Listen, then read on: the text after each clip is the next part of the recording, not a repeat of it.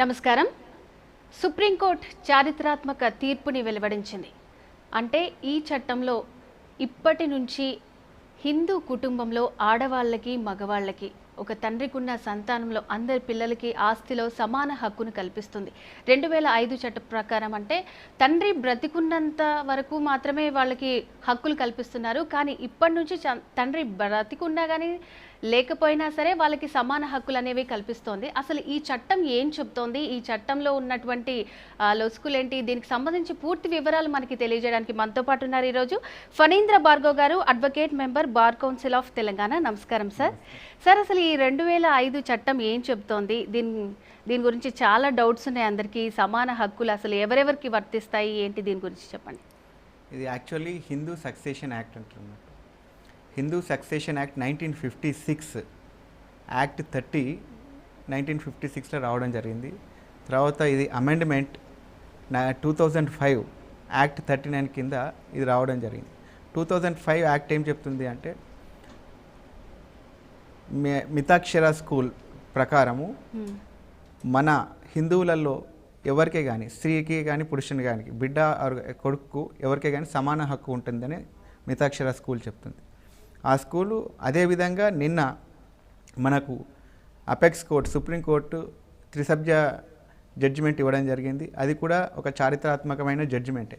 ఎందుకంటే గతం లోపల మన హిందూ వారసత్వంలో కానీ ఎక్కడనే కానీ స్త్రీ పట్ల కొంచెం వివక్షత అనేది ఉండేది.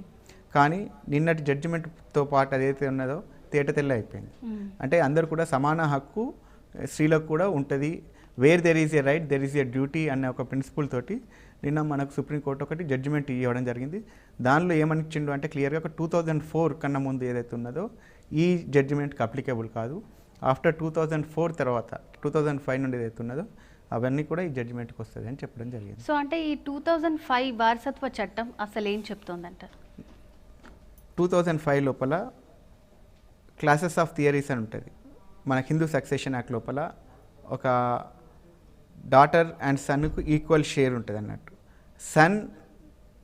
Sun is a son till get a wife. కొడుకు అంటే పెళ్ళయ్యేంత వరకే కొడుకు, బట్ బిడ్డ ఎప్పటికీ బిడ్డనే అనేది 2005 చట్టం చెప్తుంది. నిన్న సుప్రీంకోర్టు కూడా వాళ్ళ యొక్క జడ్జిమెంట్ లోపల ఈ వర్డింగ్ రాయడం జరిగింది. ఈ కొపాసనరీ దాంట్ లోపల స్త్రీలకు ఈక్వల్ రైట్స్ ఉన్నాయి. ఎప్పుడైతే ఫాదర్ ప్రాపర్టీస్ ఏదైతే ఉన్నదో డాటర్కి వస్తుంది, డాటర్ సన్స్ డాటర్స్కు వస్తుంది, అందరికి కూడా వస్తుంది. అంటే కొడుకుకు ఎంతైతే రైట్ ఉంటుందో అంతే రైట్ డాటర్ కూడా ఈ యొక్క దీంట్లో ఉంటుంది 2005 చట్టం ప్రకారం. సెక్షన్ 6 క్లియర్గా చెప్తుంది అన్నట్టు. సెక్షన్ 6 ఆఫ్ మన ఈ హిందూ సక్సెషన్ యాక్ట్ చెప్తుంది. అంటే సార్, ఇప్పుడు ఈ పిల్లలకి విషయానికి వస్తే అంటే ఇప్పుడు తండ్రి సంపాదించింది పిల్లలు తీసుకుంటారు. ఒకవేళ వాళ్ళు లేకపోతే వాళ్ళ వారసత్వం అట్లా అది కంటిన్యూ అవుతుంటుంది అంటారు. దాన్ని క్లాసెస్ ఆఫ్ హెయిర్స్ అంటారు అన్నట్టు. Classes of hairs. ఇప్పుడు తండ్రి ఆస్తి ఉంటుంది. తండ్రి ఆస్తి అవుతున్నదో ఫస్ట్ ఎవరు వస్తారు అంటే వైఫ్ వస్తుంది. వైఫ్ తర్వాత కొడుకు, కొడుకు తర్వాత బిడ్డ వస్తుంది. కొడుకు నుండి కొడుకు పిల్లలు వస్తారు, బిడ్డ పిల్లలు వస్తారు. ఒకవేళ కొడుకు లేనప్పుడు, కొడుకు చనిపోయి ఉంటే ప్రీ డిసీజ్డ్ అంటారు, వాళ్ళ పిల్లలు కూడా క్లాస్ 1 హెయిర్స్లో వస్తారు అన్నట్టు. బిడ్డ చనిపోతుంది, బిడ్డ పిల్లలు కూడా class 1 heirs predeceased of daughter. అవన్నీ కూడా ఏదైతే తండ్రి ప్రాపర్టీ లోపల పిల్లలకు ఇది వస్తుంది అన్నట్టు. క్లాసెస్ ఆఫ్ హెయిర్స్ అంటున్నట్టు దీన్ని. తండ్రి ప్రాపర్టీ లోపల ఎవరెవరికి హక్కు ఉంటుంది అంటే మనమడు మునిమన్మడు వరకు కూడా ఉంటుంది అన్నట్టు. తాత ముత్తాతలది కూడా వీళ్ళు క్లెయిమ్ చేసుకోవచ్చు. సో అంటే ఇప్పుడు ఇంతకుముందు అంటే తండ్రి చనిపోతే మాత్రం ఇది వర్తించదు, కానీ ఇప్పుడు ఎలా ఉన్నా సరే తండ్రి బ్రతికున్నా కానీ సరే బ్రతికుంటేనే వర్తిస్తుంది అని అన్నారు. లేదు, అట్లేం లేదు. తండ్రి చనిపోయినా బ్రతికి ఉన్నా కూడా సమాన హక్కు. ఇంకొకటి సక్సెషన్ యాక్ట్ లోపల క్లాస్ 3లో ఒకటి చెప్తారు అన్నట్టు. Daughter must take the rights of the parents. అంటే రైట్స్ అండ్ డ్యూటీస్ ఉంటాయి అన్నట్టు. పిల్లల యొక్క రైట్స్ అండ్ డ్యూటీస్. నువ్వు you see me I see you అంటే తండ్రి యొక్క సేవ చెయ్యి, ప్రాపర్టీస్ తీసుకో అన్నది రైట్స్ అండ్ లైబిలిటీస్ కూడా ఇద్దరికి ఈక్వల్గా ఉంటాయి అన్నట్టు. తండ్రి ఒకవేళ అప్పులు చేసి పోయింది అనుకోండి, అప్పుడు సమానంగా కొడుకులు బిడ్డలు తీసుకోవాల్సిందే. అంటే ఆస్తి వచ్చినప్పుడే బిడ్డలు, అప్పులు వచ్చినప్పుడు కొడుకులు కాదు. ఒకవేళ తండ్రికి అప్పులు ఉన్నప్పుడు కూడా బిడ్డలు చరి సమానంగా తీసుకోవాల్సి వస్తుంది అన్నట్టు. ఓకే, ఒక కాల్ తీసుకుందామండి. హలో హలో నమస్తే అండి, ఎక్కడి నుంచి కాల్ చేస్తున్నారు? ఏం లేదమ్మా, మా ఇద్దరు మొక్కలలో నాకు మొక్కలమ్మ ఒక ఆడపిల్లమ్మ. ఓకే, హలో చెప్పండి, వింటున్నాం. అమ్మా, ముగ్గురు మొక్కల్లో ఆడపిల్లమ్మ. పెద్ద చదివి లేదు, ఇద్దరు బాగా చదివించానమ్మా. పాప కూడా చిన్న చిత్తలో చదివించేసి పెళ్లి చేసామమ్మా. హలో చెప్పండి చెప్పండి చెప్పండి, వింటున్నాం. హలో హలో చెప్పండి, వింటున్నాం. అది మరి వీళ్ళకి ఎట్లా చేయాలమ్మా? మరి మొక్కలు చదివించాను, వీళ్ళకి అమౌంట్ కట్ చేయాలి, కట్ చేసేవాళ్ళకి. భార్గవ్ గారు చెప్తారు, వినండి. మళ్ళీ ఒకసారి వేయండి, ప్రశ్న వేయండి. మీరు ఏమన్నారు?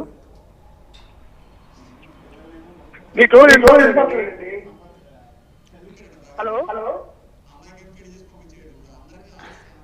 ఇప్పుడు అందరికీ ఆస్తి ఈక్వల్గా అని మనం మాట్లాడుతున్నాం కదా. సో అబ్బాయిల్ని బాగా చదివించాను, అమ్మాయిలు మాత్రం జస్ట్ 10th వరకు చదివించి పెళ్లి చేసి పంపించేశాను. ఇప్పుడు ఎట్లా ఇవ్వాలి నేను అని అడుగుతున్నారు. ఉన్న దాంట్లో నలుగురికి 4 పార్ట్స్ ఇవ్వండి. ఇప్పుడు చట్టము కోర్టు వరకు పోయే వరకు మీకు ఒక చట్టం ఉంటుంది. మీరు తండ్రిగా మీరు ఎవరెవరికి ఎంతెంత పెట్టారో చూసి మిగతా వాళ్ళకి ఎంతైతే రాలేదో ఆ సమాన హక్కు వాళ్ళకు సమకూర్చండి. అంటే ఇప్పుడు కోర్టు ఇచ్చిన ఈ తీర్పు వల్ల ఏమన్నా అంటే ఈ కుటుంబ వ్యవస్థలో ఏమన్నా కలహాలు అవి పెరిగే అవకాశాలు ఉంటాయంటారు? 90% మన సదరన్ సైడ్ ఈ పార్టీషన్ సూట్స్కి మనం పోం. 90%. దయాబాగా స్కూల్ అని మనకు మితాక్షర మితాక్షర అనేది త్రూ అవుట్ ఇండియా అప్లికేబుల్ అవుతుంది. దయాబాగా అనేది ఓన్లీ నార్థన్ సైడ్ లోపల, వెస్ట్ బెంగాల్ అటు సైడు కొన్ని పార్ట్స్ లోపల అది ఇంప్లిమెంట్ అవుతుంది. అయితే మన సైడ్ ఎందుకు అంటే పెళ్ళికి ముందే అమ్మాయికి మనము కట్నం ఇచ్చేస్తాము. ఆ అడ్జస్ట్మెంట్ అనేది అమ్మాయి అబ్బాయి లోపల అందరి లోపల ఉంటుంది. కానీ ఎప్పుడు ఎక్కువ వస్తాయంటే మోర్ దెన్ అసెట్స్ ఉన్నప్పుడు, ఎప్పుడైతే ఫ్యామిలీ డిస్ప్యూట్స్ అరైజ్ అయినప్పుడు, మన సబ్జెక్ట్ టు కండిషన్, ఈ మగపిల్లలు తల్లిదండ్రులను చూడనప్పుడు పిల్లలు ఏం చేస్తారు అంటే ఆడపిల్లలు వీళ్ళు సెట్ కావడానికి, తల్లిదండ్రులను చూస్తలేరు కాబట్టి సెట్ కావడానికి వీళ్ళు ఏం చేస్తారంటే కోర్టు లోపల మాకు కూడా సమాన హక్కు ఉన్నది అన్నప్పుడు ఏం చేస్తారు అంటే వాళ్ళు మళ్ళీ అందరూ కూడా ఒక అమెకబుల్ సెటిల్మెంట్కి వచ్చి అందరూ కూడా మళ్ళీ సెటిల్ అయిపోయి తల్లిదండ్రులను చూసుకుంటారు. కానీ మన సదరన్ స్టేట్స్ అంటే లైక్ కర్ణాటక, తమిళనాడు, ఇక్కడ మనకు పార్టీషన్ సూట్స్ అనేది సక్సెషన్ యాక్ట్ చాలా తక్కువ. ఓకే, ఒక కాల్ తీసుకుందామండి. హలో నమస్తే అండి, ఫణీంద్ర భార్గవ్ గారు ఉన్నారు, మాట్లాడండి. ప్రాబ్లం ఏంటో చెప్పండి అమ్మా.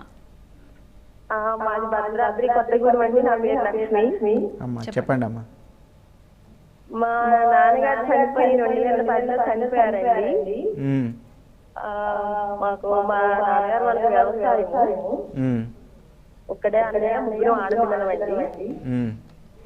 అయితే ఒక అక్కయ్యకి ఇచ్చారు, ఇద్దరికి మాకు ఏమి ఇవ్వలేదు. ఇద్దరు అక్కయ్యకి మాకేమైనా వస్తుందా అని అడుగుదామని. మీ వివాహం ఎప్పుడు జరిగింది మిగతా అక్కలది? మాది 2080లో జరిగిందండి. మాది ఒకటి. ఇంకా అందులో జరిగిందండి. 1982 అండి. ఒక అక్కది గుర్తులేదండి, పెద్దామండి. ఇప్పుడు మనకు 1986 లోపల మన భారతదేశంలో ఇంతవరకు కూడా ఏ రాష్ట్రం కూడా చెయ్యంది మన అప్పుడున్న ముఖ్యమంత్రి ఎన్టీ రామారావు గారు ఏంటంటే స్త్రీకి సమాన హక్కు కావాలి అని 1986 లోపల స్త్రీ పురుషులకు సమాన హక్కు కావాలి అని ఒకటి అమెండ్మెంట్ ఆంధ్రప్రదేశ్ సక్సెషన్ యాక్ట్ 1986 తేవడం జరిగింది. దాని లోపల డాటర్ కూడా ఈక్వల్గా ఇవ్వాలని 1986 తర్వాత మ్యారేజ్ ఎవరికైనా కూడా ఇవ్వాలి అని మనకు ఆ యాక్ట్ చెప్తుంది. కానీ 86 కన్నా ముందు అయినట్టు ఉంటే అది కొంచెం మీరు మీ యొక్క పెద్ద మనుషుల ద్వారానే కానీ కోర్టు ద్వారా తెలుసుకోవాల్సి వస్తుంది. ఓకే, మరొక కాల్ తీసుకుందామండి. హలో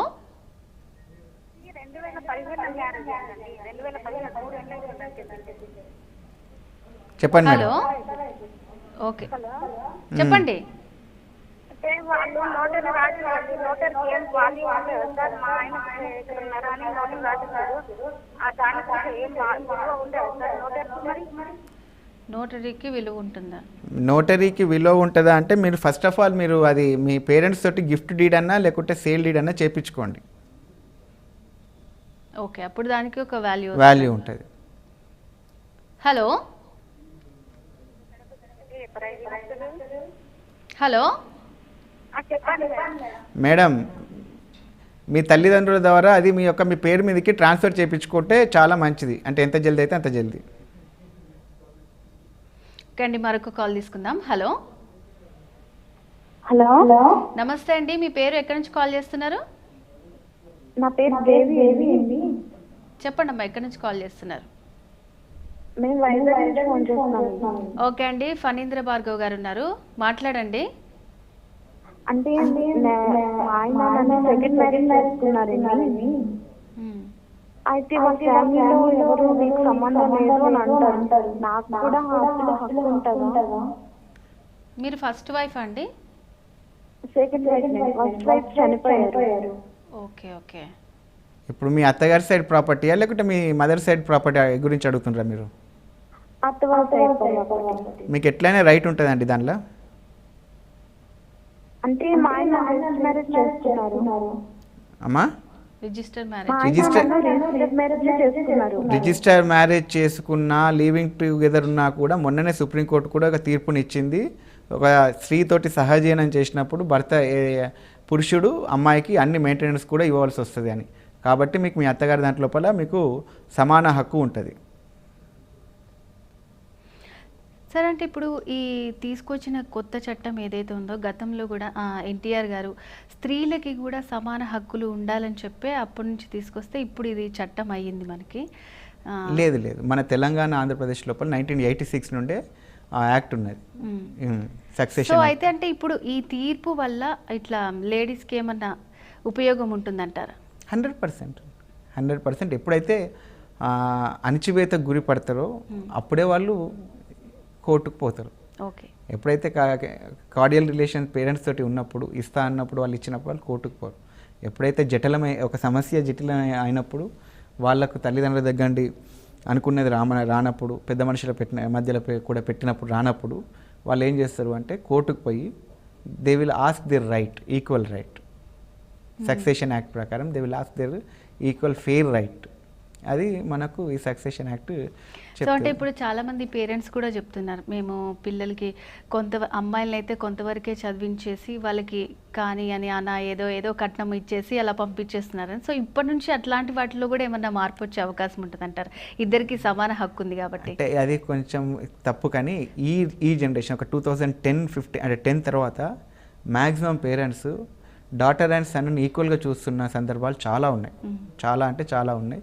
ఇంకా చెప్పాలంటే ఈ మధ్యలో ఎవరన్నా ఇళ్ళల్లో కొడుకులు పుడుతుంటే కూడా సంతోషం లేరు, కానీ బిడ్డలు పుడితేనే చాలా సంతోషంగా పేరెంట్స్ చాలా హ్యాపీగా ఉన్న సందర్భాలు ఉన్నాయి. కొడుకులు ఉన్నా కూడా బిడ్డ కోసం ట్రై చేస్తున్న తల్లిదండ్రులు కూడా చాలామంది ఉన్నారు. అంటే బిడ్డ యొక్క ప్రయారిటీ అంతే ఉన్నది ఫ్యామిలీస్లలో ఈ రోజులలో. ఎప్పటి నుండో ఉన్నది, కానీ బిడ్డ అనేది ఇప్పుడు ఇంకా చాలా వాళ్ళకు ఒక ప్రెస్టీజియస్ థింగ్ అయిపోయింది ఈ రోజు. ఇందాక మీరు చెప్పారు కొడుకు పెళ్ళైన తర్వాత పెళ్ళయ్యేంత వరకే కొడుకు, కానీ బిడ్డ మాత్రం ఆమె బతుకున్నంత వరకు బిడ్డే.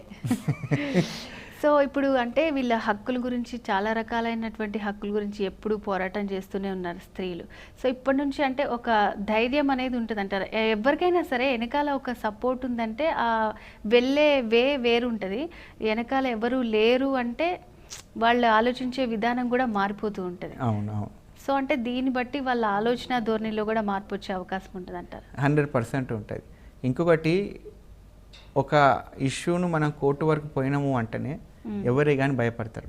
ఇంకొకటి, నిన్న అపెక్స్ కోర్టు 3 బెంచ్ ఇచ్చిన జడ్జిమెంట్ కూడా వాళ్ళు చాలా ఆలోచించే, అంటే ముందు చూపుతోటే ఇప్పుడు 2020 ముందు తరాలకు ఇది ఒక దిక్సూచిగా ఉండాలని ఈ జడ్జిమెంట్ ఇవ్వడం జరిగింది.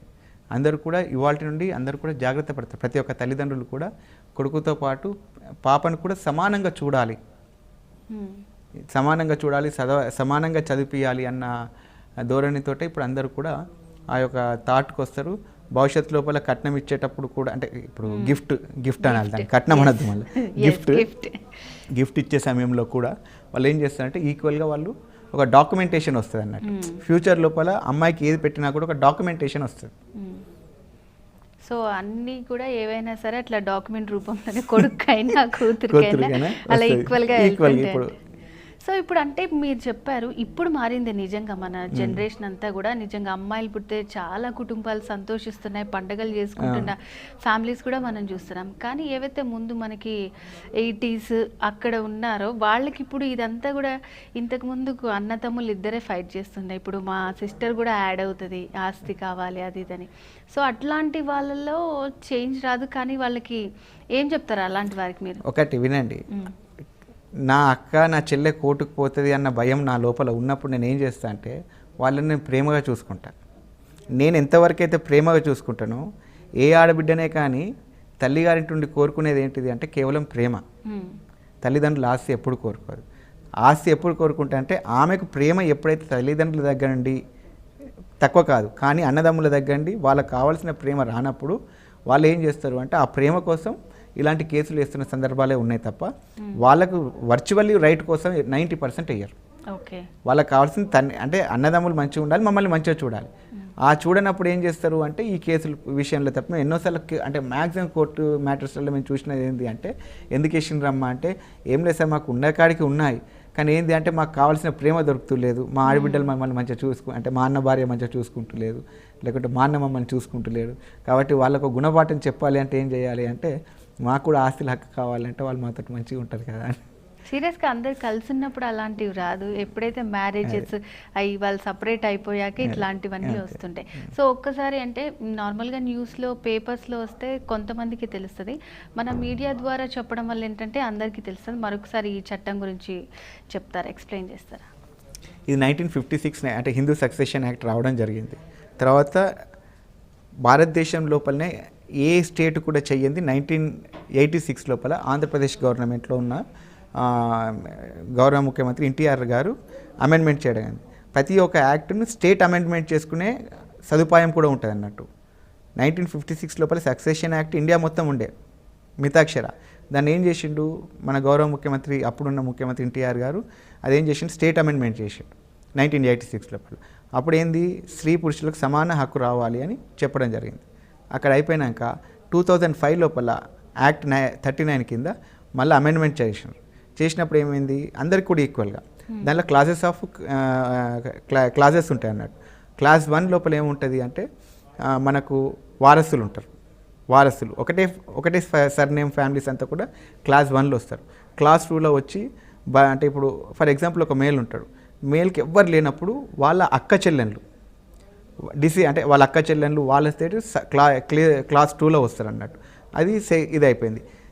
ఇది 2005లో ఒక కేసు సుప్రీంకోర్టులో అయిపోయినాక దాన్ని నిన్న త్రిసభ్య బెంచ్ మనకు జడ్జిమెంట్ ఇవ్వడం జరిగింది. దానిలో ఏమి ఇచ్చిండు 2005ను బేస్ చేసుకొని సెక్షన్ 6 ఆఫ్ సక్సెషన్ యాక్ట్ మనకు క్లియర్గా ఏం చెప్తుంది అంటే daughter and son has a equal share అని ఒకటి చెప్తుంది.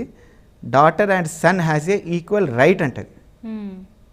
Equal right towards father. Okay, father పట్ల నీకు ఎంతైతే రైట్ ఉంటుందో అంతే డ్యూటీ ఉంటుందని సెక్షన్ 6 చెప్తుంది.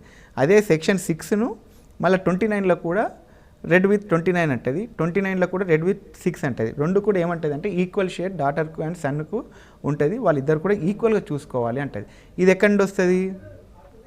ముత్తాత, తాత, తండ్రి నుండి ఇవన్నీ నువ్వు ఎవరిదైనా క్లెయిమ్ చేసుకోవచ్చు. ముత్తాత ప్రాపర్టీ కూడా నువ్వు క్లెయిమ్ చేసుకోవచ్చు, తాత ప్రాపర్టీ కూడా క్లెయిమ్ చేసుకోవచ్చు. మదర్ లేదు, డాటర్ తాత ప్రాపర్టీ చేసుకోవచ్చు. డాటర్ లేదు, డాటర్ కూడా ముత్తాత ప్రాపర్టీ చేసుకోవచ్చు. But they want to prove legally, లీగల్గా మేము we are the legal heirs of this so and so deceased అని చూపెట్టుకోవాలి, లేకుంటే కోపార్ట్నర్స్ అనేది చూపెట్టుకున్నప్పుడు వాళ్ళకి ఏదైతే ఉన్నదో court as per the succession act what they claim in their petition court will grant and as per their share. As per their share 100 మంది ఉంటారు, నీ షేర్ 1% వస్తుంది. You cannot ask for 10% or 20%, 50%. నీ షేర్ ఎంత ఉంటుందో అంతే ఇస్తారు అక్కడ. Equal share depends upon all the people ఇచ్చేస్తారు. ఓకే అండి, ఒక కాల్ తీసుకుందామండి. హలో హలో నమస్తే అండి, మీ పేరు ఎక్కడి నుంచి కాల్ చేస్తున్నారు? ఓకే అండి, ఫణీంద్ర భార్గవ్ గారు ఉన్నారు, మాట్లాడండి. ప్రాబ్లం ఏంటో చెప్పండి అమ్మా. నమస్తే అమ్మా. హలో అమ్మా చెప్పండి. మా మదర్ మ్యారేజ్ 1986 లో అయిందండి. మ్మ్. అయితే మా మదర్ వాళ్ళ ఫాదర్ అంటే వాళ్ళ ఫాదర్ నుంచి మా మదర్ని వాళ్ళ రెండో బాబాయ్ పెంచుకున్నారండి. అంటే అడాప్ట్ ఏం చేసుకోలేదు. మ్మ్. ఆయనకున్న 6 ఎకరాల పొలముని ఈమెకి తీసుకున్నట్టు వీలునామా రాసి చనిపోయారు. మ్మ్. అయితే ఆ వీలునామా తీసుకొని వీళ్ళు అంటే వేరే వాళ్ళు ఏంటంటే ఆ పెద్దవాళ్ళు మా అమ్మ వాళ్ళ తల్లిదండ్రులు వాళ్ళ బాబాయ్ కూడా ఒక అంటే చెరొక 40 lakhs వర్క్ చేసేటువంటి 2.5 పొలాన్ని పంచేసుకున్నారండి వాళ్ళు. మ్మ్. పంచుకొని మా అమ్మ కేవలం 3 ఎకరాల పొలమే ఇచ్చారండి. మ్మ్. ఇవ్వంగా పెద్దవాళ్ళ దగ్గర పుట్టింది కదండి మా అమ్మ. ఇద్దరు సిస్టర్స్ ఉన్నారండి. వాళ్ళకి కట్నం నుంచి పెళ్లి చేశారు. మా అమ్మకి 1 రూపాయి కూడా అలా ఇవ్వకపోగా మా అమ్మ దగ్గర పొలం కూడా వాళ్ళు మాట్లాడారండి. మేము రెజిమెంట్ కోసం నెక్స్ట్ మేము అందరూ ఏం తీసుకోవాలండి మా మదర్ కోసం. అండ్ ఇప్పుడు వచ్చిన చట్టం ప్రకారం మా అమ్మకి 3 అన్నదమ్ములు ఉన్నారండి. వాళ్ళ దగ్గర 10 ఎకరాల పొలం ఉంటే పంచుకొని మా పిన్నికి మా పెద్దమ్మకి ఇచ్చారు, కానీ మా అమ్మకి ఏమీ ఇవ్వలేదండి. పైగా మా అమ్మ దగ్గర నుంచి లాక్కున్నారు. అలా మా అమ్మకి చాలా నష్టం జరిగిందండి. మేము ఫర్దర్ యాక్షన్ ఏం తీసుకోవాలి దీనికోసం అని మీకు కాల్ చేశానండి. మీరు అంటే మీ తల్లి గారు ఏదైతే ఉన్నదో అడాప్షన్ పోకున్నా కూడా అడాప్షన్ కింద వాళ్ళు డిక్లేర్ చేయడం జరిగింది. అడాప్షన్ కింద పోనందు అంటే అడాప్షన్ చూపెడుతూ మీ అసలైన తాత వాళ్ళు మీ అమ్మ వాళ్ళకి ఏం ప్రాపర్టీ ఇవ్వలేదు, అంతేనా? ప్రాపర్టీ ఏమి ఇవ్వక మా అమ్మ దగ్గర నుండే లాక్కున్నారండి వాళ్ళు. లాక్కున్నారు కాబట్టి మీరు దీంట్లో డిక్లరేషన్ అంటే ఒక డిక్లరేషన్ వేయండి. వేస్తూ ఆ విల్ డీట్ను బేస్ చేసుకొని ఒకటి సూట్ అంటే వేసేది ఉంటే మీకు ఆ ప్రాపర్టీ వచ్చేస్తుంది. అది ఒకవేళ వాళ్ళు అమ్ముకోకుండా ఉంటే, ఒకవేళ వాళ్ళు అమ్ముకున్నారు అనుకోండి, ఒకవేళ వాళ్ళు అమ్ముకున్నారు అనుకోండి, ఎవరైతే కొన్నారో వాళ్ళ పేరు మీద కూడా కేసు వేసుకోవచ్చు. వస్తుందండి. ఆ వీలునామా లోపల మీ అమ్మకు మొత్తం రాసి ఉన్నట్టు అయ్యేదంటే మీ అమ్మకి అంతా వస్తుంది. మా అమ్మ వాళ్ళ సొంత అన్నయ్య కోపం మీద గుంజుకొని చింపి ఇట్లా పోసేస్తాడండి అందరి ముందు వీలునామాని. అదే అమ్మ, మీరు కోర్టులో వేసుకుంటే అది మీకు 100% వచ్చేస్తుంది. నమస్తే అండి, మీ పేరు ఎక్కడి నుంచి కాల్ చేస్తున్నారు? నా పేరు లత మేడం. చెప్పండి అమ్మా. తాడేపల్లిగూడ నుంచి. ఓకే అండి, మాట్లాడండి. అడ్వకేట్ గారు ఉన్నారు, మాట్లాడండి. ప్రాబ్లం ఏంటో చెప్పండి. నమస్తే సార్. నమస్తే అమ్మా. అదే మా ఆయన గారి కాలం చేశారండి. ఆయనకి ముందు భార్య పిల్ల ఉందండి, ఒక అమ్మాయి. నాకు ఇప్పుడు నన్ను చేసినాక నాకు 2 పిల్లలండి. ఇప్పుడు మా పిల్లలు ఇంకా చదువుల్లోనే ఉన్నారండి. అంటే ఆవిడ వాళ్ళ పాపకు కూడా పెళ్లి చేసిన తర్వాత తను ఎవరు చూసేవాళ్ళు లేక నన్ను చేసుకున్నారు సార్. ఇప్పుడు నాకు 2 పిల్లలు, ఒక బాబు ఒక పాప. ఇప్పుడు పిల్లలేమో బాబు పాపది ఎంటర్ అయ్యింది, బాబుదేమో డిగ్రీలో ఉన్నాడు. ఇప్పుడు తనకి సగభాగం కావాలన్నట్టుగా ఆస్తిలో నాకేమి హక్కు ఉండదంట, వాళ్ళ ముగ్గురికే ఉంటది అన్నట్టు అడుగుతుంది సార్. లేదమ్మా, మీ అందరికీ ఉంటుంది. ఇప్పుడు నీ 2 పిల్లలకు ఉంటుంది, మీ వారి మొదటి భార్య పిల్లలకు కూడా ఉంటుంది. ఆవిడికి పెళ్లి చేసేసారు, ఆవిడికి 2 పిల్లలు అయిన తర్వాత నన్ను చేసుకున్నారు సార్. నన్ను చేసుకునేటప్పటికి ఒక్క పోర్షనే ఉంది సార్. నన్ను చేసుకున్నాక నేను కూడా మిషన్ కుడతాను, ఏదో కష్టపడ్డాము, ఏదో కొద్దిగా కూడబెట్టుకున్నాం సార్. కరెక్టే. ఇప్పుడు నీ పెళ్లి చేసుకునే సమయానికి అతను ఆమెకు విడాకులు ఇచ్చిండా, విడాకులు ఇవ్వలేదా? ఆవిడ చనిపోయాక నన్ను చేసుకున్నారు సార్. విడాకులు ఇచ్చినాకనే చేసుకున్నాడు కాబట్టి నీకు కూడా హక్కు ఉంటుంది. ఓకే, తను చనిపోయింది, ఫస్ట్ వైఫ్ చనిపోయింది. ఫస్ట్ వైఫ్ చనిపోయినాక నీకు కంపల్సరీ ఉంటుంది అమ్మా. నీకు ఉంటుంది, నీ పిల్లలకు ఉంటుంది, వాళ్ళ పిల్లలకు సమానంగా ఉంటుంది. సో అంటే తన ఏమంటుందంటే వాళ్ళు సంపాదించుకుంది మాత్రమే ఒక పోర్షన్ వరకే ఉండేది, సో తిని కూడా యాడ్ ఆన్ చేసి వేరే ప్రాపర్టీ తీసుకున్నాం అంటుంది. కరెక్టే. ఇప్పుడు ఈయన సంపాదించిన దాంట్లోనే పిల్లలకు హక్కు ఉంటుంది తప్ప ఈ అమ్మ ఇప్పుడు మనకు ఫోన్ చేసిన కాలర్ సంపాదించిన దాంట్లో వీళ్ళ పిల్లలకు ఉంటుంది, వాళ్ళ పిల్లలకు ఉండదు. సో అంటే మ్యారేజ్ కూడా అయిపోయింది, ఇద్దరు పిల్లలు ఉన్నారు, ఇంకా రైట్ ఉంటుందా అని. అంటే రైట్ ఉంటుందా అంటే అక్కడ అయిపోతుంది. ఇతనికి ఎక్సెస్ ప్రాపర్టీస్ ఉన్నప్పుడు, ఓకే, ఇప్పుడు విలేజ్ బ్యాక్గ్రౌండ్స్ లోపల మనకు ఉండేది మ్యాక్సిమం 1 to 3 lakhs 4 lakhs వర్తే ఉంటుంది. ఆ వర్త్ కోసం ఎవరు కూడా కోట్లకు పోయి ఇంకా 10-20 lakhs ఖర్చు పెట్టుకొని ఆ సూట్ డిగ్రీ అయ్యాక చూడరు.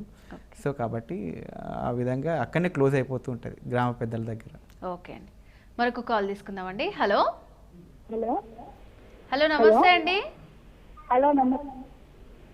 చెప్పండి అమ్మా, ప్రాబ్లం ఏంటి? భార్గవ్ గారు ఉన్నారు, మాట్లాడండి. నమస్తే అండి. చెప్పండి. హలో అమ్మా నమస్తే, చెప్పండి. హలో చెప్పండి. మేము కలవకుర్తి నుంచి మాట్లాడుతున్నాం సార్. చెప్పండి. మాది మేము ముగ్గురు ఆడపిల్లలండి. మా అన్నయ్య మ్యారేజ్ అయిపోయింది. మా ఇద్దరు అక్కల పెళ్లి కాలేదు, నా పెళ్లి చేసేసాను. అయితే ఇప్పుడు వాళ్ళకు ఆస్తి హక్కు లేదని చెప్తున్నారు సార్. అలా పెళ్లి కానీ ఆస్తి హక్కు లేదని అంటున్నారు. ఎవరు? మా అన్నయ్య. మా నాన్న లేదు, మా అమ్మ లేదు.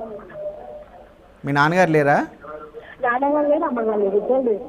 అమ్మ లేదు, మా నాన్న పేరు మీద ఉంది సార్. లేరండి. మీ నాన్నగారి పేరు మీద ఉందా అండి? నాన్నగారి పేరు మీద ఉందండి. ఓకే, అమ్మ లేదు, నాన్న లేదు, ఏంటండి పెళ్ళైంది, లాస్ట్ తినికి పెళ్ళైంది, మధ్యలో ఇద్దరికి అవ్వలేదు, వాళ్ళిద్దరికి రైట్ ఉంటుంది, మనకి ఉంటుంది అంటే మీకు 2 విధాలుగా కోర్టుకు పోయే అవకాశం ఉంటుంది.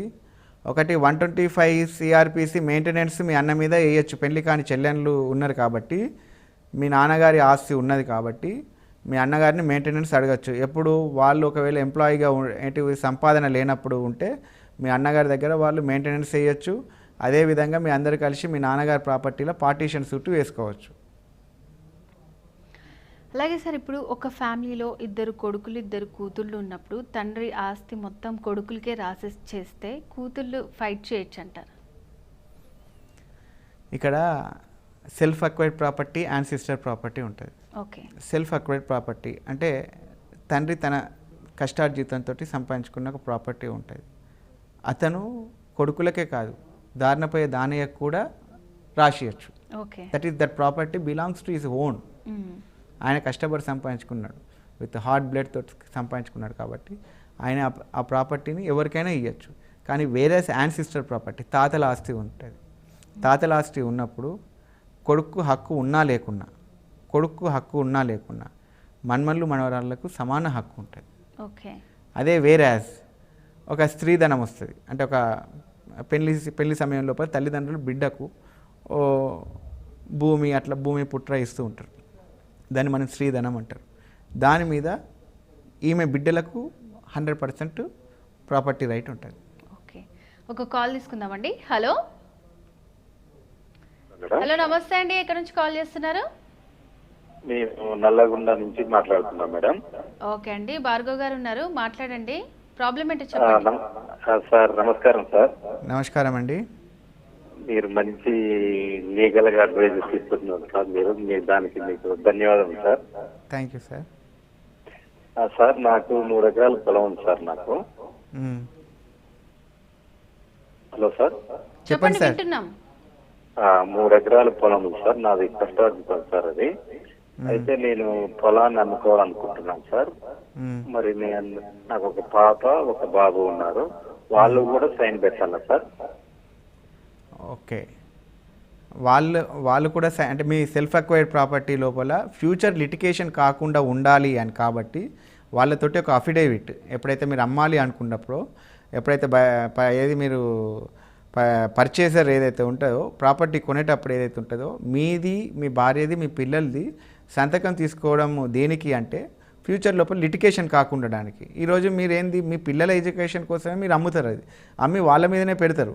పెట్టినాక కొన్ని రోజులకు ఏమవుతుంది అంటే ఆ ఉన్న ల్యాండ్ వాల్యూ ఒకటేసారి ఏదైతే ఉన్నా క్రోడ్స్ లోపలికి పోయే వరకు ఏమవుతుంది అంటే వాళ్ళకు అరే ఇది మా తండ్రి గారి ఆస్తి అయినప్పటికీ ఏంది అంటే మాకు దీనిలో ఈరోజు అమ్ముకుంటే ఒక పైసా ఎక్కువ వస్తుండే కదా అని వాళ్ళు ఏం చేస్తారు అంటే అప్పుడు క్యాన్సిలేషన్ ఆఫ్ సేల్ డీడ్కో లేకుంటే ఏదైనా ఒకటి డిస్ప్యూట్ చేయడానికి ఆ ప్రాపర్టీని డిస్ప్యూట్ చేయడానికి మీరు దగ్గర ఏవైతే కొన్నారో వాళ్ళ మీద సూట్ వేయడానికి ప్రయత్నిస్తాడు. అప్పుడు ఏమవుతుంది అంటే కోర్టు ఒక ఇంజెక్షన్ ఆర్డర్ ఇచ్చే వరకు ఏమైతే డిస్ప్యూట్ అరైజ్ అవుతుంది. కాబట్టి అలాంటి డిస్ప్యూట్స్ అరైజ్ కాకుండా ఉండడానికి మనము ఏదైనా ప్రాపర్టీ అమ్మేటప్పుడు అంటే మాలిఫైడ్ ఇంటెన్షన్ వితౌట్ అంటే ఫేర్ ఇంటెన్షన్ తోటి అమ్ముతున్నప్పుడు మన లీగల్ ఎయిడ్స్ తోటి సంతకం పెట్టేయడంలో తప్పేం లేదు.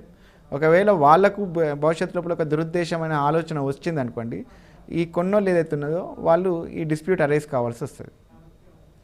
మరొక కాల్ తీసుకుందామండి. హలో హలో నమస్తే అండి, ఎక్కడి నుంచి కాల్ చేస్తున్నారు? హలో చెప్పండి, ఎక్కడి నుంచి కాల్ చేస్తున్నారు? ప్రాబ్లం ఏంటి? అనంతపురం నుంచి కాల్ చేస్తున్నామండి. చెప్పండి. నమస్కారం సార్. నమస్తే సార్. నమస్తే అండి సార్, మా అమ్మ వాళ్ళు 2 members, మా మామ వాళ్ళు 6 members. వాళ్ళు మా అమ్మ ఇప్పుడు 70 years సార్. మా అమ్మకి మేము అక్కడ పల్లెల్లో ఉంటాము, వాళ్ళు అక్కడ డోన్ అని ఇక్కడ ఊళ్ళ దగ్గర ఉంటారు సార్ వాళ్ళు. మాకు అప్పట్లో అమ్మకి పెళ్ళి అయిన తర్వాత వాళ్ళు ఏం పెద్దగా ఏమి ఇవ్వలేదు మాకేమి. మాకు కూడా వాళ్ళు ఏమి ఇచ్చినట్టు గుర్తులేదు. వాళ్ళు కానీ మంచి ఆశపరులు. మేము ఇప్పుడు కోర్టు పోవచ్చు సార్ మాకేమన్నా కావాలని. వాళ్ళకి పద్దిగా పెట్రోల్ పంపులు ఉన్నాయి, సినిమా థియేటర్లు ఉన్నాయి, మైన్స్ ఉన్నాయి. అది మీ తాత సంపాదించిన ఆస్తి, మీ మామలు సంపాదించిన ఆస్తి? మా తాత సంపాదించిన ఆస్తి. మీ తాత సంపాదించిన ఆస్తి మీద మీ అమ్మకి హక్కు ఉంటుంది, కానీ మీ తాత పోయినాక మీ మామలు సంపాదించుకున్న ఆస్తి మీద మీ అమ్మకి ఎలాంటి హక్కు ఉండదు. మీ తాత బతికి ఆస్తులు అమ్మడానికి కొన్ని సంతకాలు తీసుకున్నారు సార్ మామూలుగా, కానీ మేము ఊరికే పెట్టేసినాము. కానీ ఇంకా దండి ఆస్తి వాళ్ళకి కరెక్టే, కానీ అంటే అప్పుడు మీరు తెలుసుకొని సంతకం పెట్టాల్సింది. ఒకసారి సంతకం పెట్టినాక అది మనకు తిరిగి రాదు కదా. కాదు సార్, అది ఒక్క సంతకం అంటే కొన్ని ఒక స్థలం అమ్మడానికి మాత్రమే సంతకం, అంతా ఆస్తి అయిపోయేదానికి కాదు. కాబట్టి మీరు కోర్టు లోపల ఒక సివిల్ దావా వేయండి. దావా వేస్తే కోర్టు ఏదైనా తీర్పు ఇస్తుంది. కానీ ఒకటి ఏంటి అంటే నిన్న ఇచ్చిన తీర్పు లోపల కేవలం తండ్రి ఇచ్చిన ఏది ఆస్తి మీద పిల్లలకు హక్కు ఉంటుందని, అంతే తప్ప తండ్రి కరెక్టే. మీ తాత ఉన్నప్పుడు 10 ఎకరాలు సంపాదించిండు అనుకోండి, ఓకే, ఆ 10 ఎకరాల మీదనే బిడ్డలకు హక్కు ఉంటుంది. తాత పోయినాక ఈ 10 ఎకరాలను మీ 6 మామలు 100 ఎకరాలు చేసిండ్రు అనుకోండి, ఆ 100 ఎకరాలలో మీ తల్లులకు ఎలాంటి హక్కు ఉండదు.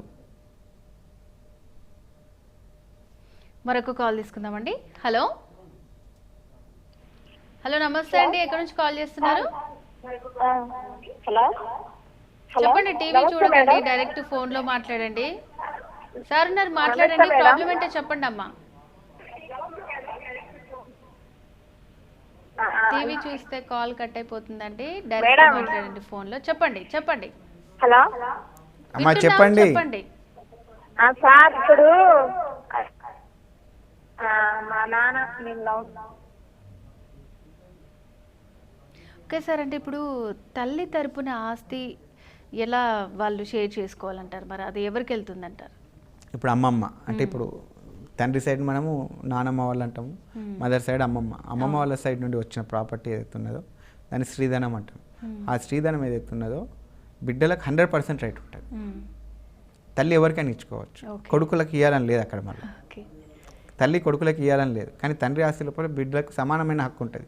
కానీ తల్లికి వచ్చిన ఆస్తి లోపల కొడుకులకు సమానమైన హక్కు ఉండదు, బిడ్డలకు మాత్రం ఉంటుంది స్త్రీధనం లోపల.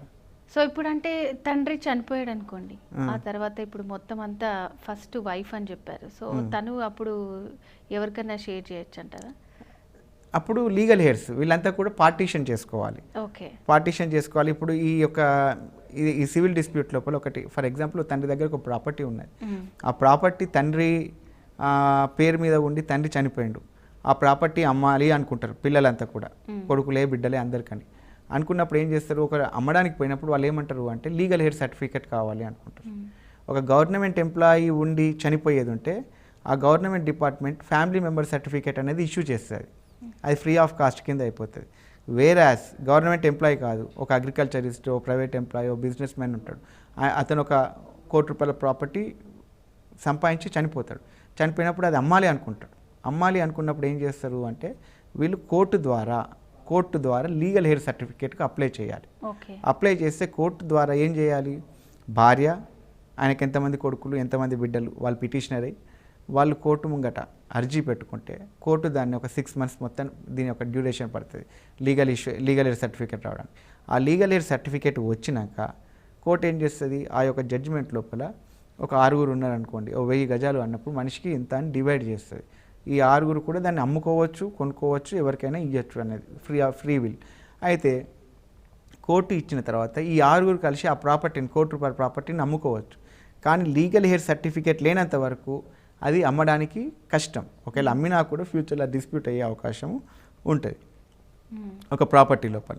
అదే ఒక వ్యక్తిది ఒక ఇల్లు ఉంటుంది, ఇల్లు ఉండి ఆ ఇల్లు తండ్రి పేరు మీదనే ఉండి చనిపోయింది అనుకోండి, మనం మున్సిపాలిటీ లోపల మనము అప్పుడు లీగల్ హెయిర్ అంటే అమ్ముకోకుండా ఉండకుండా మన మున్సిపాలిటీలు చెప్పుకుంటే చేంజ్ ఆఫ్ నేమ్ మనకు అవుతుంది. అప్పుడు అది మన పేరు మీదకి వచ్చినాక అప్పుడు మనం అమ్ముకోవచ్చు. అప్పుడు దానికి లీగల్ ఎయిర్ సర్టిఫికేట్ అవసరం లేదు. లీగల్ ఎయిర్ సర్టిఫికేట్ ఎప్పుడు అంటే కేవలం అమ్ముకోవాలి అన్నప్పుడు మనకు అది ఇమ్మూవబుల్ ప్రాపర్టీస్ లోపల మనకు యూజ్ అయ్యేదే లీగల్ ఎయిర్ సర్టిఫికేట్ తండ్రి ప్రాపర్టీస్ లోపల. ఒక కాల్ తీసుకుందామండి. హలో, నమస్కారం మేడం. నమస్తే అండి, ఎక్కడి నుంచి కాల్ చేస్తున్నారు? మేము భద్రాద్రి కొత్తగూడెం జిల్లా జూరుపాడు మేడం. ఓకే అండి, చెప్పండి ప్రాబ్లం ఏంటో. మేడం మా మేడం గారు మా మామగారికి 3 భార్యలు మేడం. హలో మేడం, చెప్పండి. చెప్పండి. ముగ్గురు మా అత్తలు ముగ్గురు మేడం సార్. చెప్పండి.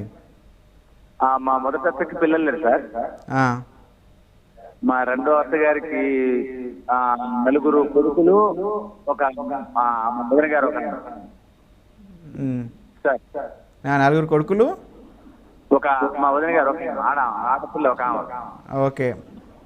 మళ్ళీ 3వ భార్య చేస్తుంది సార్ మా అమ్మ గారు. ఆయనకి 2 కొడుకులు ఒక అమ్మాయి. ఓకే. 3 భార్యలు సార్. అయితే 3 భార్యలు పెద్ద కొడుకు పెద్ద అత్తయ్య గారికి పిల్లలు లేదు సార్. రెండో భార్య 4 పిల్లలు ఒక ఆడపిల్ల, 3వ భార్యకి 2 ఒక ఆడపిల్ల.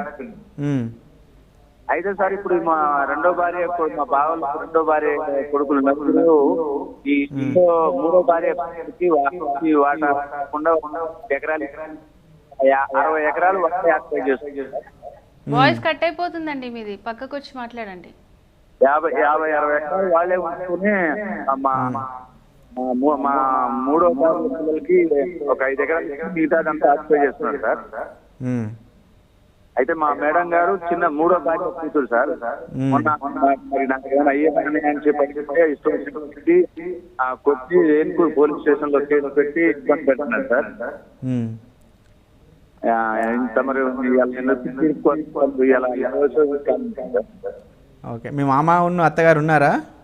3 అత్తలు చచ్చిపోయారు, మా మామగారు చచ్చిపోయారు సార్.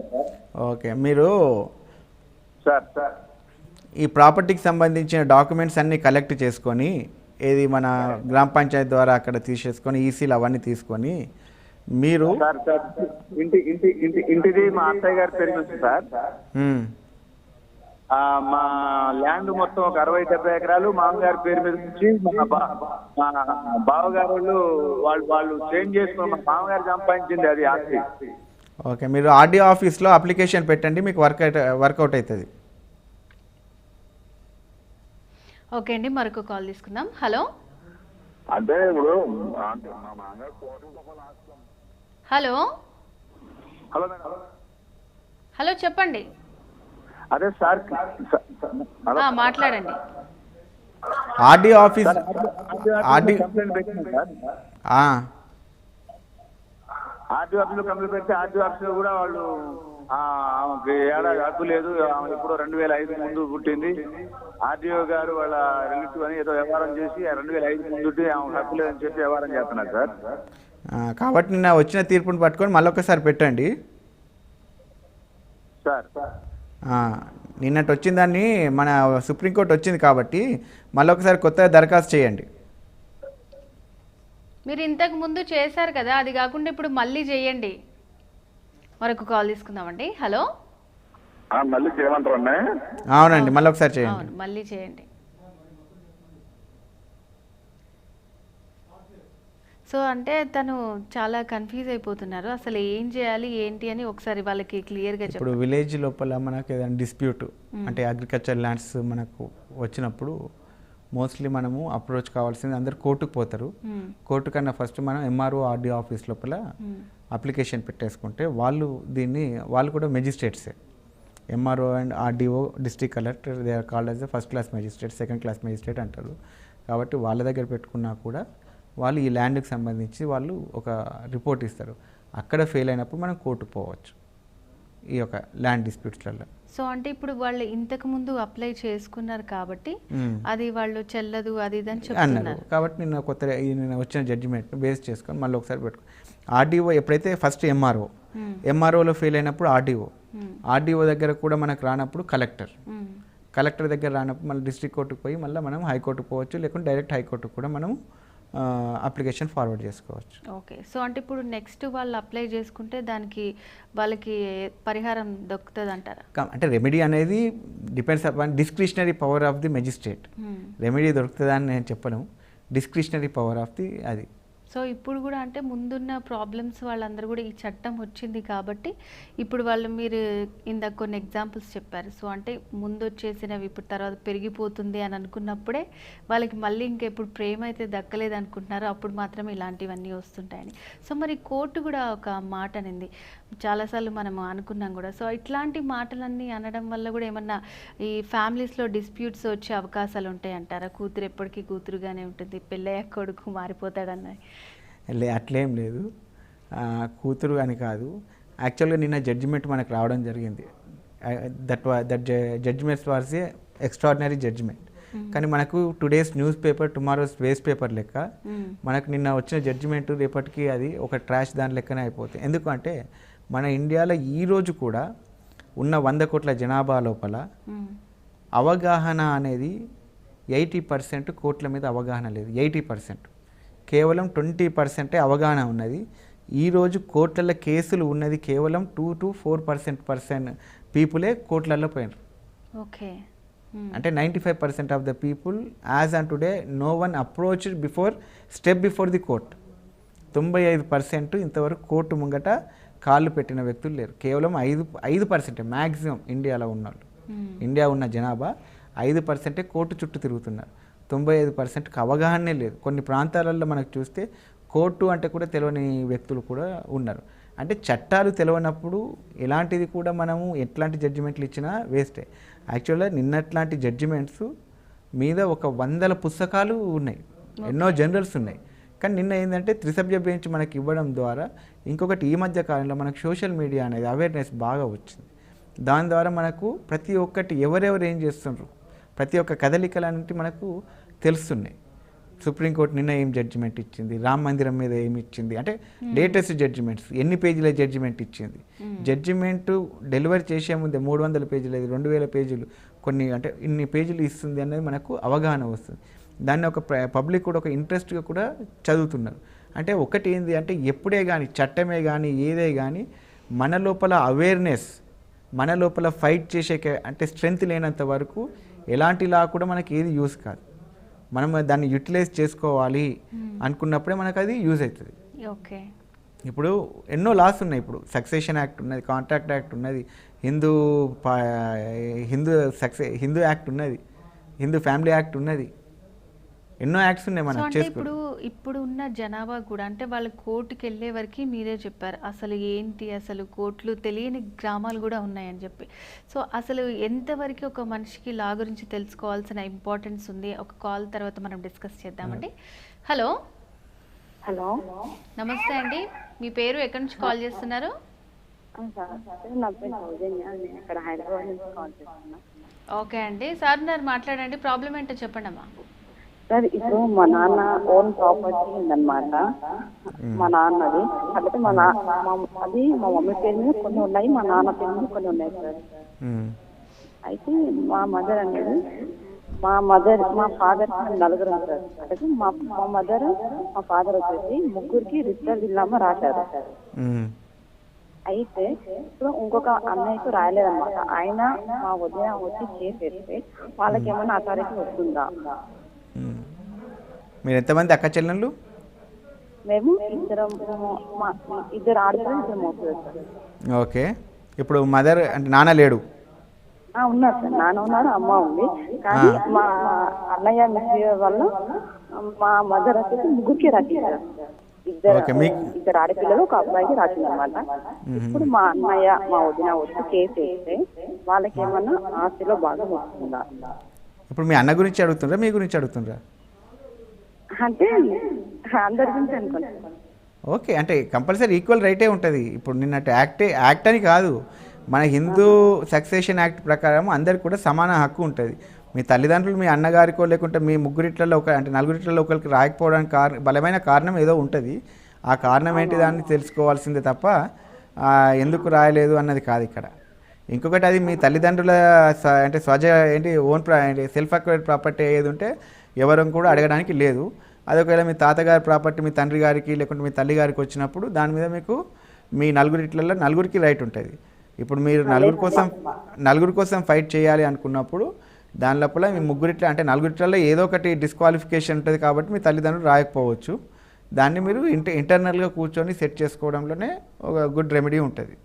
కోర్టుకు పోయేది ఉంటే ఏమైతే అంటే ఫ్యామిలీ బయటికి వచ్చేసి మళ్ళీ మనకు కమ్యూనికేషన్ గ్యాప్ అనేది ఏర్పడుతుంది. అంటే ఓకే సార్, ఇప్పుడు వాళ్ళు కోర్టులో వాళ్ళు కేసు వేస్తే వాళ్ళకి భాగం వస్తుందా వస్తలేదా? వస్తుంది, ఎందుకు రాదు, వస్తుందమ్మా.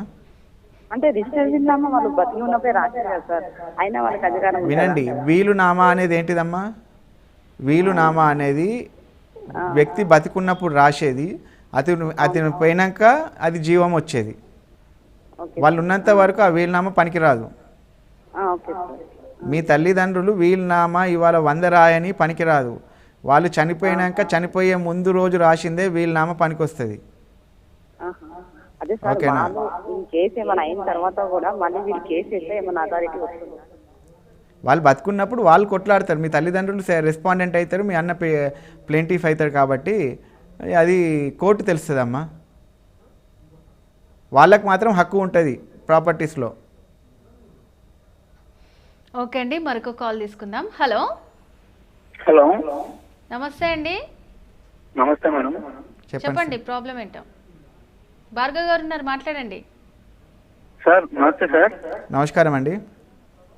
సార్ ఇది ఇప్పుడు 2014లో ఒక కేసు వేసాం సార్ కైక్లో కోర్టులో సార్. చెప్పండి.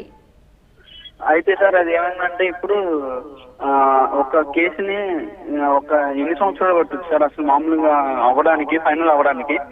అట్లేం లేదు, డిపెండ్స్ అపాన్ మీ యొక్క ఎవిడెన్స్, అక్కడ presiding officer, both party advocates అందరు కూడా కలిస్తే ఒక కేసు అంటే 6 నెలలే కావచ్చు, సంవత్సరం కావచ్చు, 2 సంవత్సరాలు కావచ్చు, ఏ ఒక్కరు కూడా కోఆపరేషన్ చేయకుండా 10 ఏళ్ళ దాకా పోతుంది. ఇప్పుడు నేను 2014 వేసాను సార్, అప్పటి నుంచి ఇప్పుడు దాకా కేసు జరుగుతూనే ఉంది సార్. మా నాన్నగారు మీద వేసాను. ఓకే, ఎవిడెన్స్లు అయిపోయినాయా? PW1 ఎవిడెన్స్, DW1 ఎవిడెన్స్లు అయినాయి సార్. ఏం ఎవిడెన్స్ అంటే మీ నాన్నగారి అయిపోయినాయా ఎవిడెన్స్? అయిపోయినాయి సార్. ఫస్ట్ నన్ను చేశారు సార్, నావి అయిపోయినాయి. తర్వాత మా నాన్నగారు ఇప్పుడు చేస్తున్నారండి. చేస్తున్నారు కాబట్టి ఒక 6 నెలల్లో అయిపోతుంది, ఒక 6 నెలల్లో అయిపోతుంది. Okay sir. ఇప్పుడు ఏంటంటే ఇక్కడ జరిగిన సిచ్యువేషన్ ఏంటంటే సార్, ఒకసారి ఇలా PW వాళ్ళు ఇచ్చినప్పుడు వాళ్ళు ఏమన్నారంటే మాతో, మీకు ఇల్లు ఇస్తాము, ఆ ఇల్లుకి అంటే మా నాన్నమ్మ వాళ్ళు సార్, మా అబ్బాయి తదనంతరం ఇస్తాము అనేసి అని అంటున్నారండి. అయితే ఏంటంటే ఇప్పుడు మేమేమంటున్నాం అంటే అలా వద్దు, మీ తదనంతరం మాకేమని అడిగాం సార్. అలా అడుగుతూ వాళ్ళు అలా కుదరదు, ఇలాగా మేమైతే మా అబ్బాయి తదనంతరమే ఇస్తాము అనేసి అన్నారు సార్. ఇక్కడ జడ్జి గారు ఉన్నారు, ఇంకా ఏమనుంటున్నారు కదా అనేసి ఇంకా మళ్ళీ ప్రొసీడ్ అవుదాంలే అనేసి అని అన్నారండి. ఇదంతా కూడా కోర్టు వ్యవహారం. కోర్టు వ్యవహారాన్ని ఇక్కడ అంటే చెప్పలేము కాబట్టి అది ఒక 6 months లోపల మీకు ఏదో ఒక ఆర్డర్ వస్తుంది కోర్టు ద్వారా. Okay sir. Okay sir. Sir అదే ఇందాక మనం మాట్లాడుకుంటున్నాం. సో ఈ చట్టాల మీద అంటే లైక్ ఇప్పుడు మనకి వచ్చిన కాల్స్ అన్నీ కూడా అంటే వాళ్ళకి ఆ ప్రాబ్లం వచ్చినప్పుడు ఆ కోర్టుకి వెళ్ళాల్సి వచ్చినప్పుడు మాత్రమే దాని గురించి తెలుసుకుంటున్నారు. సో అంటే ఈ లా గురించి ఒక కామన్ పర్సన్ ఎంతవరకు తెలుసుకోవాలంట? యాక్చువల్గా దిస్ అంటే right time or this thing ఈ ఎడ్యుకేషన్ సిస్టమ్ లోపల ప్రైమరీ నుండి హయ్యర్ ఎడ్యుకేషన్ లోపల కంపల్సరీ లాను ఒక సబ్జెక్ట్ పెట్టాలి మనం. లాను కంపల్సరీ. లా లోపల ఒకటి క్రిమినల్ యాక్ట్, ఒకటి ఎవిడెన్స్, ఒకటి సివిల్ లా, మన రైట్స్ డ్యూటీస్. ఓకే. మనకు సోషల్ లోపల జాగ్రఫీ, హిస్టరీ, సివిక్స్, ఎకనామిక్స్ ఉంటుంది, అదొక పార్ట్. అట్లనే లాను కూడా 7th క్లాస్ లోపల కాంట్రాక్ట్ యాక్ట్ అని. ఇవన్నీ యాక్ట్ ఏం చెప్తుంది? మన చట్టాల పట్ల అవగాహన. చట్టం ఎవరికి చుట్టం కాదు, చట్టం అందరికీ కూడా చట్టమే. చట్టం అంటే అందరం భయపడాలి అన్న ఒకటి తెలిస్తే అందరూ కూడా ఒక respect towards society, respect towards sister, respect towards women, respect towards ప్రతి ఒక్కటి కూడా మనము చేస్తుంది. ఈరోజు మనకు ఇండియా లోపలనే కాదు, త్రూ అవుట్ వరల్డ్ లోపల క్రైమ్ రేట్ ఎక్కువ ఉన్న దేశం ఏంటిది అంటే ఇండియానే. నైజీరియా తర్వాత ఉన్నది ఇక్కడనే. ఎందుకు అంటే చట్టాల మీద అవగాహన లేదు. మనకు వేరే పోయి అంటే డిటరెంట్ థియరీ, క్యాపిటల్ పనిష్మెంట్, అవి ఇవి చాలా ఉంటాయి అన్నట్టు. అంటే మనం ఒక స్త్రీని చూడాలన్నా భయపడాలి, ఒక వ్యక్తితోటి అంటే మాట్లాడాలన్నా భయపడాలి, అట్లా అంటున్నాయి. కానీ మన ఇండియన్ సిస్టమ్ లోపల మనకు ల్యాక్ ఆఫ్ సబ్జెక్ట్, అంటే మనకు మనకు టీచర్స్ లేక, దాని ద్వారా ఇదంతా కూడా ఇది ఇప్పుడు అందరికి కూడా వస్తుంది.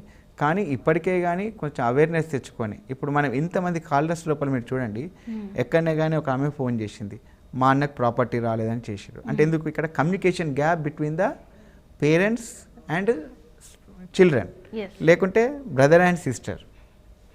ఇక్కడ కమ్యూనికేషన్ గ్యాప్. ఆ కమ్యూనికేషన్ గ్యాప్ అనేది దేనికి వచ్చింది అంటే వాళ్ళ యొక్క బిహేవియర్ అండ్ ఎడ్యుకేషన్ సిస్టమ్ తల్లిదండ్రుల ద్వారా వాళ్ళకి రాకపోవడం. కానీ కొన్ని ఫ్యామిలీస్లలో చిన్నప్పుడే నీకు డివైడ్ అని, ఇది నీకు, ఇది నీకు, ఇది నీకు అనే వరకు ఏమవుతుంది? మనకు అమెరికన్ లోపల చూడండి, ఒక ఏజ్ రాగానే పిల్లల్ని బయటికి పంపించేస్తారు. పిల్లల్ని బయటికి పంపించేస్తారు. నా ప్రాపర్టీ నాదే, your my money is my money, your money is my money అంటారు పేరెంట్స్. నా పైసా నాదే కానీ నీ పైసా కూడా నాదే అని వెస్ట్రన్ కంట్రీస్ లోపల అంటారు పిల్లలతోటి. కానీ ఇక్కడ పిల్లలు ఏమంటారు? నా పైసా నాదే నాయన, నీ పైసా నాదే అని మన ఇండియన్ కల్చర్ లోపల అంటారు. అంటే పిల్లల లోపల ఏంది అంటే మనం తల్లిదండ్రులకు పెట్టాలి అన్న ఒక సదాలోచన వచ్చినప్పుడు దాని ఏమంటారు, ఈ డిస్ప్యూట్స్ కూడా తక్కువైపోతాయి. మన ఇండియా లోపల ఈరోజు సివిల్ డిస్ప్యూట్స్ ఉన్నంత ఇంకా ఏది లేదు. ఒక సివిల్ డిస్ప్యూట్, ఒక క్రిమినల్ కేసు మనకు కంప్లీట్ కావాలంటే 1-2 years పడుతుంది. అదే ఒక సివిల్ డిస్ప్యూట్ క్లోజ్ కావాలి అంటే మీకు ఎన్నో మూవీస్ మనం చూస్తూనే ఉన్నాం. అంటే ఈ బిల్డింగ్ నేను ఆ కేసు ద్వారా చేసిన, ఈ కేసు ద్వారా చేసిన అంటే నిజంగా కూడా అలాంటి సందర్భాలు ఉన్నాయి. 30 ఏళ్ళ కేసు కూడా ఈరోజు కింది కోర్టులోనే ఉన్న సందర్భాలు ఉన్నాయి. కింది కోర్టులు అంటే ఫస్ట్ స్టేజ్లోనే. తాత పోతాడు, అప్పటికే తండ్రి పోతాడు, కొడుకు ఇప్పుడు 50 ఏళ్ళకి. సో ఇట్లాంటివన్నీ జరగకుండా ఉండాలి అంటే కంపల్సరీగా ఈ లా మీద కంపల్సరీ అవగాహన అనేది ఉండాలి, మన స్కూల్ సబ్జెక్ట్లో ఒక భాగమై ఉండాలి. అండ్ అలాగే ఈరోజు మనం మాట్లాడుకున్న టాపిక్ సుప్రీంకోర్టు ఇచ్చినటువంటి తీర్పు ఎంతో హర్షించదగ్గ విషయం. ఈ వారసత్వ చట్టం 2005 ఏం చెప్తుందని కూడా మీరు ప్రేక్షకులందరికీ చాలా క్లియర్గా తెలియజేశారండి. Thank you so much. ఇది ఇవాల్టి స్పెషల్ డిస్కషన్. మరో కార్యక్రమంలో మళ్ళీ కలిసి